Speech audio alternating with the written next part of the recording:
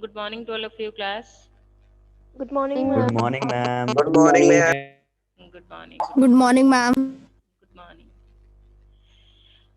Today we will discuss about balance and unbalanced force. आज हम balance force and unbalanced force के ऊपर discuss करेंगे. So please read this paragraph. Priyanshi. Ma'am, may I read Asmit? Okay, ma'am. Sometimes two forces may act on an object. In such situations, a change in the state of motion of the object will depend on both the. Sometimes two forces may act on an object. In such situations, a change in the state of motion of the object will depend on both the magnitude as well as the direction of the two forces. Two force. Ashmit. Yes, ma'am.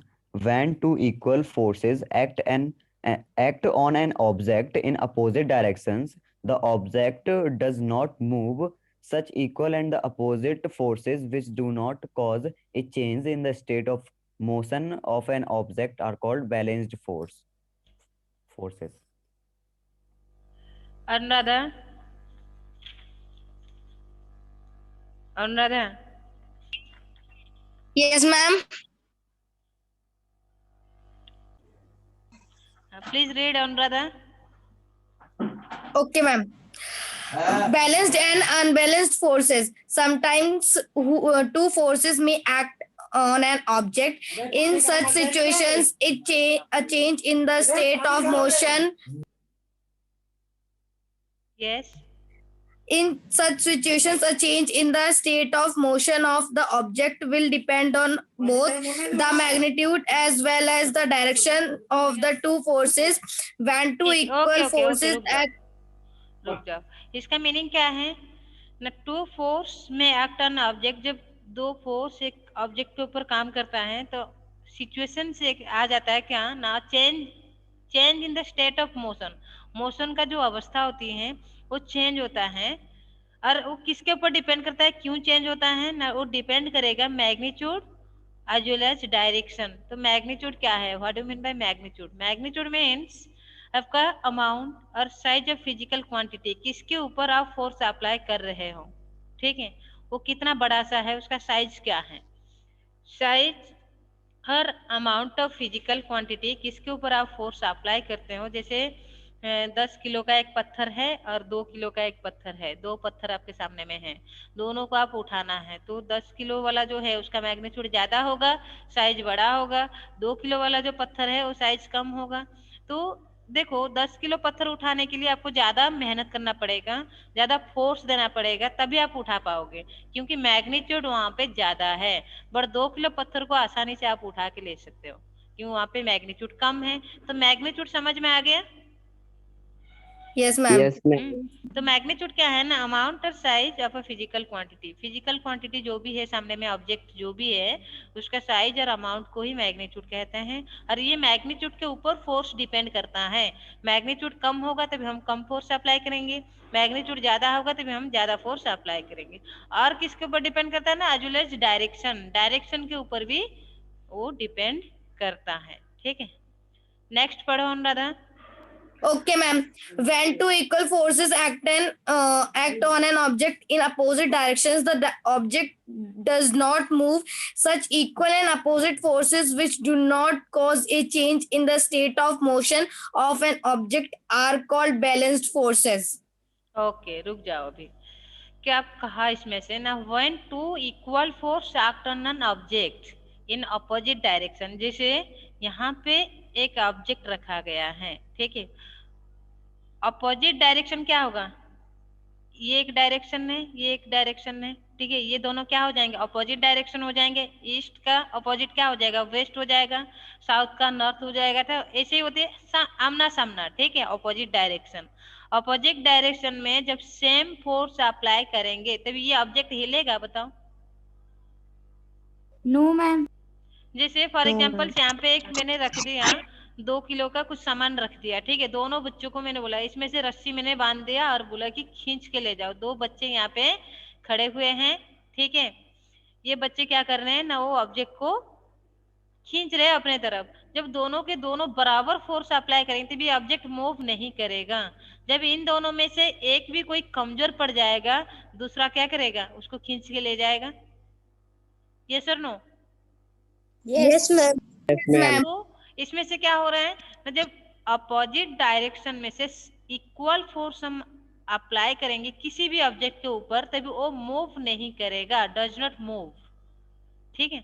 Such equal and opposite force which do not cause a change in state of motion, उसी जो equal force है, opposite force है जिसको कहते हैं हम, ठीक है, वो स्टेट ऑफ मोशन को चेंज कर नहीं सकता है।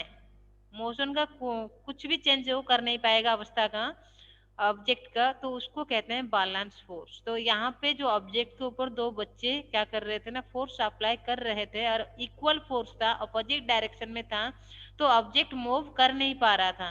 तो this type of force is known as unbalanced force. Balance force. Balanced force. तो बैलेंस फोर्स हम कब Unbalanced force. कहेंगे ना, देखेंगे जब कि स्टेट ऑफ मोशन का कोई चेंज नहीं होगा इसमें से। ठीक है, ऑब्जेक्ट का जो स्टेट ऑफ मोशन है तो उनमें से कोई चेंज नहीं होगा, तो उसको हम कहेंगे बैलेंस फोर्स। ठीक है, ओके मैम। नेक्स्ट पढ़ो। A diagram representing two pulling forces. Okay ma'am.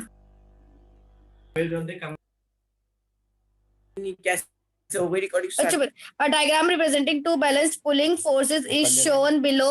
An example of balanced force is when two teams compete in a tug of war, and both the teams exert an equal force but in an opposite direction. None of the teams win, and the match results in a tie.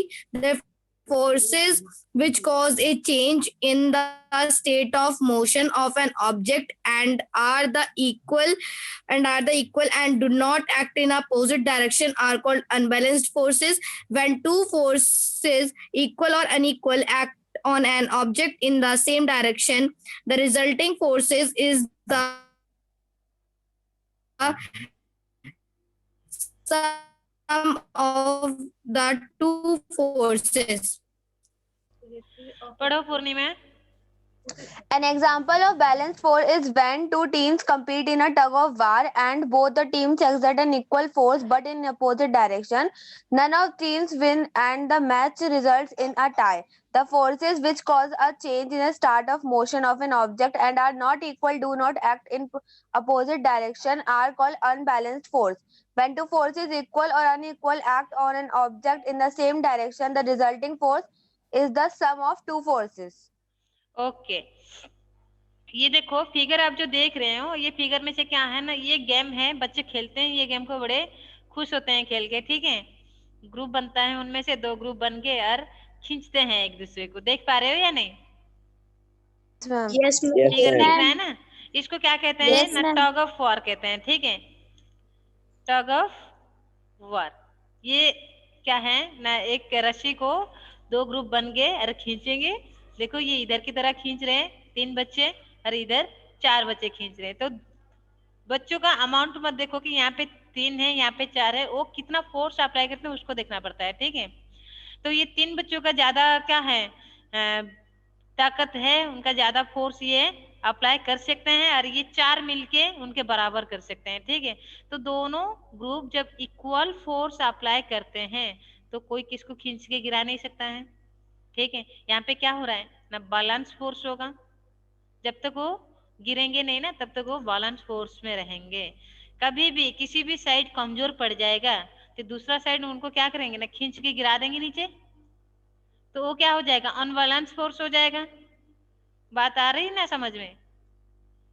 Yes, ma'am. हाँ, Yes, ma'am. तो जब तक दोनों group में कोई गिरेंगे नहीं, दोनों इक्वल अमाउंट का फोर्स अप्लाई करेंगे, तो क्या होगा, रिजल्ट क्या होगा, टाई रहेगा।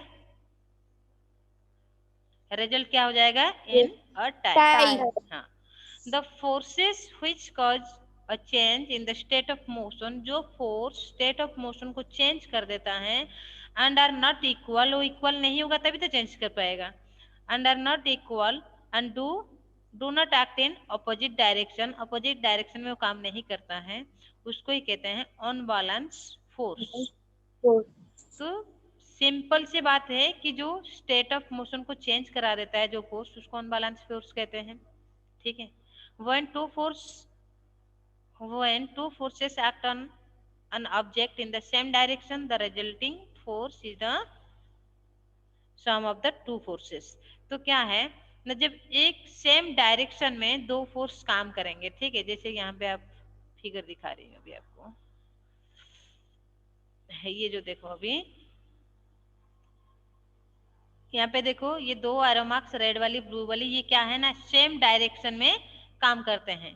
ठीक है, ये भी फोर्स जिस डायरेक्शन में काम करता है, ये भी फोर्स उसी डायरेक्शन में काम करता है। जब सेम डायरेक्शन में काम करते हैं, दोनों को हम ऐड कर देंगे तो फोर्स ज्यादा हो जाएगा।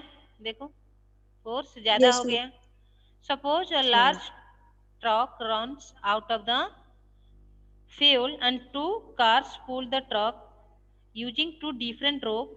Each car exerted a different amount of pulling force on the truck, but both the cars pull the truck in the same direction. The resulting force on the truck is the sum of the force exerted by two cars। तभी एक truck को खींचने के लिए दो car क्या कर रहे हैं ना, खींच रहे हैं, एक ही डायरेक्शन में खींच रहे हैं। तो दोनों कार जो फोर्स अप्लाई करते हैं, दोनों को ऐड करेंगे, जितना होगा वो ट्रक के ऊपर अप्लाई हो रही है। ठीक है। When two unequal forces act on an object in the opposite direction, the object will move in the direction of the greater force।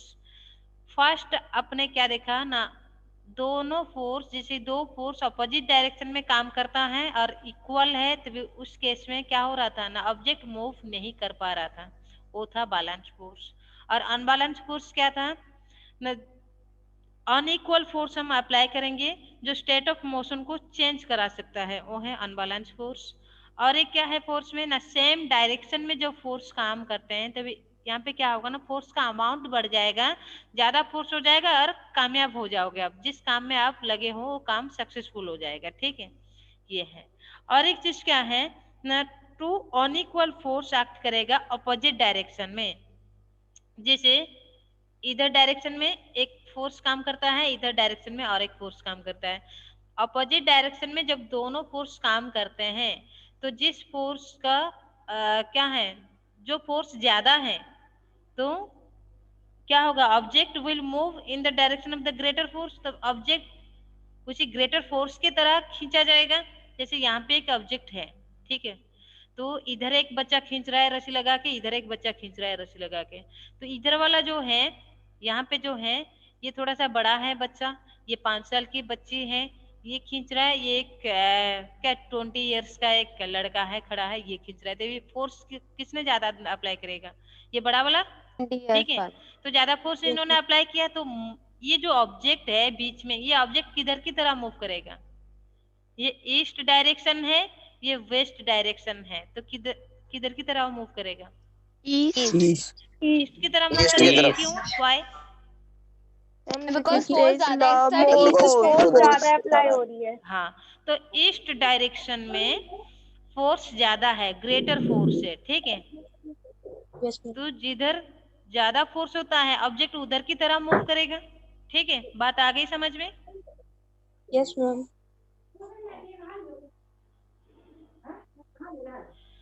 For example आप ले सकते हो कि if one of the teams in a tug of war exerted more force than the other team, the rope would move towards the team exerting greater force। ये tug of war जब खेलते हैं तो ये खुद एक्सपेरिमेंट करके देख सकते हो, दोनों ग्रुप रह जाएंगे और एक ग्रुप कमजोर पड़ जाएगा और एक ग्रुप ज्यादा से खींच लेगा, तभी वो दूसरा ग्रुप वाले बच्चे क्या हो जाएंगे, नीचे घिसट जाएंगे। ठीक है, ये एक है एग्जाम्पल्स। नेट फोर्स क्या है अभी हम देखते हैं। नेट फोर्स क्या है ना, when more than one force act on an object, एक ऑब्जेक्ट में एक से ज्यादा फोर्स जब काम करता है, any change in the state of motion of the object is due to the combined effect of the both the force. This combined effect is called the net force. एक object के ऊपर एक से ज्यादा फोर्स जब काम करता है, तो ये सबको हम क्या करेंगे ना, ऐड कर देंगे, टोटल को हम कहेंगे क्या, नेट फोर्स कहेंगे। ठीक है, the magnitude of the net force depend upon the direction in which they act। तभी मैग्नीट्यूड जो है नेट फोर्स का वो डिपेंड करेगा। मैग्नीट्यूड मीन्स क्या है, अमाउंट। नेट फोर्स का अमाउंट वो डिपेंड करेगा डायरेक्शन के ऊपर। For force in the same direction में क्या होगा ना, net force sum of the magnitude of force, तब ऐड कर देंगे हम। Force in the opposite direction में से क्या होगा ना, difference in the magnitude of the force. बात को समझो अच्छे से, ठीक है, इसके ऊपर क्वेश्चंस भी बन के आता है। फोर्स का मैग्नीट्यूड कैसे निकालेंगे?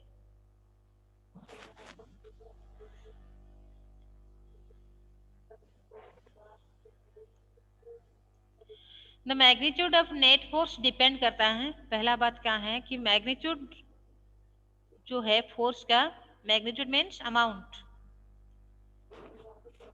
फोर्स का जो अमाउंट है कितना है वो, ठीक है, वो किसके ऊपर डिपेंड करेगा ना, डायरेक्शन के ऊपर डिपेंड करेगा। याद रखिएगा ये चीज को कि वो डायरेक्शन के ऊपर डिपेंड करता है। तो नेट फोर्स आपको पता है कैसे निकालते हैं ना, जब सेम डायरेक्शन में काम करेगा, जैसे एक ही डायरेक्शन में फोर्स काम कर रहा है देखो, तो नेट फोर्स क्या हो जाएगा, सारे को ऐड कर दे, फोर्स 1, फोर्स 2, फोर्स 3, फोर्स 4, ये जो चार फोर्स एक डायरेक्शन में काम करता है, तो नेट फोर्स क्या होगा, सम कर देंगे, इन सबको ऐड कर देंगे, ठीक है। एक ऑब्जेक्ट के ऊपर हम काम करा रहे हैं, तो ये सारे फोर्स इसके ऊपर आ रहे हैं, तभी सबको ऐड कर देंगे सेम डायरेक्शन में जब फोर्स काम करता है। तो नेट फोर्स कैसे निकालेंगे, sum of magnitude of force, means जितना भी फोर्स है उसका मैग्नीट्यूड को ऐड कर देंगे, ठीक है। बात आ गई समझ में? Yes, Yes ma'am. or no? Yes, ma'am. Yes, जब ma'am. सेम डायरेक्शन Yes, में ma'am. एक किसी भी ऑब्जेक्ट के ऊपर जब हम फोर्स अप्लाई करते हैं, एक छोटा सा एग्जांपल्स मैं आपको देती हूँ कि एक बड़ा सा पत्थर आपके घर के सामने में है, उसको उठाना है, ठीक है, आप अकेले उठा नहीं पा रहे हो, तो और एक को बुलाया, दोनों मिलके उसको उठा नहीं पा रहे हो, यानी दोनों जो दो लोग मिलके जो फोर्स अप्लाई कर रहे हैं उसके ऊपर, तब भी वो पत्थर उठ नहीं रहे, और दो को बुलाया, चार लोग हो गए। तो चार लोग जब एक साथ में क्या किए ना, अप्लाई किए फोर्स, तो एक ऑब्जेक्ट के ऊपर एक डायरेक्शन में उसको धकेलने के लिए एक ही साइड से अपने फोर्स अप्लाई करते हो। जैसे सपोज ये आपका पत्थर है, आपके घर के सामने में है, फर्स्ट आप खड़े हो गए उसको धक्का देने के लिए, उसको हटाने के लिए, नहीं हटा पाए, दूसरा को बुलाया, अब दोनों मिलकर हटाया, नहीं हट पाया, जब चार लोग आ गए, चार लोग एक डायरेक्शन में फोर्स अप्लाई किए, तो ये पत्थर हट जाएगा या नहीं, हटेगा? Yes, ma'am, क्यों हट हटा? जाएगा। Yes, ma'am.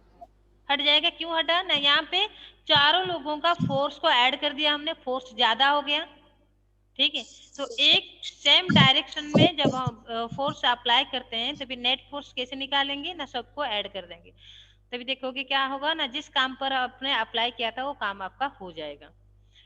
नेक्स्ट देखो, फोर्स जब अपोजिट डायरेक्शन में काम करता है, ठीक है, जब फोर्स अपोजिट डायरेक्शन में काम करता है तो वहां पे डिफरेंस करते हैं, मैग्नीट्यूड निकालते हैं, कैसे ना, difference in the magnitude, larger force minus smaller force, ठीक है।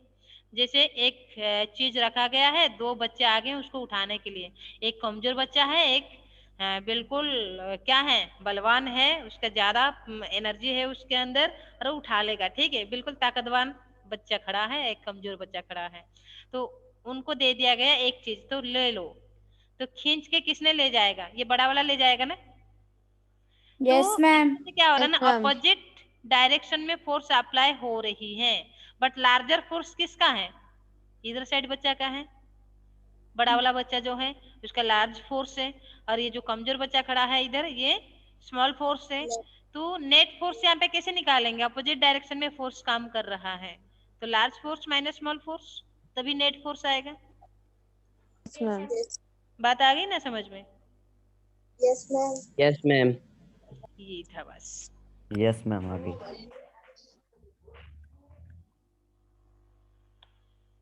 फोर्स का यूनिट क्या है, न्यूटन। Yes, ma'am.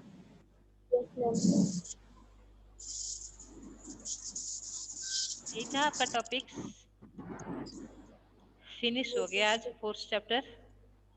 ये आप देख पा रहे हो, ये क्या है आपका, एक एग्जांपल्स दे दिया गया है, ठीक है, देयर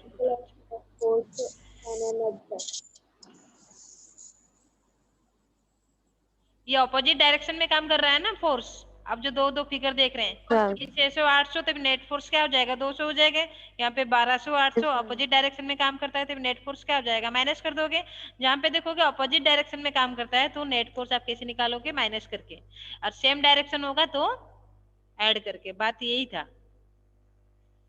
ठीक है class, bye bye, take care to all of you. Bye, ma'am. Bye, Thank ma'am. you, ma'am. Thank you, All ma'am. the best to all of you. Bye, ma'am. Bye bye.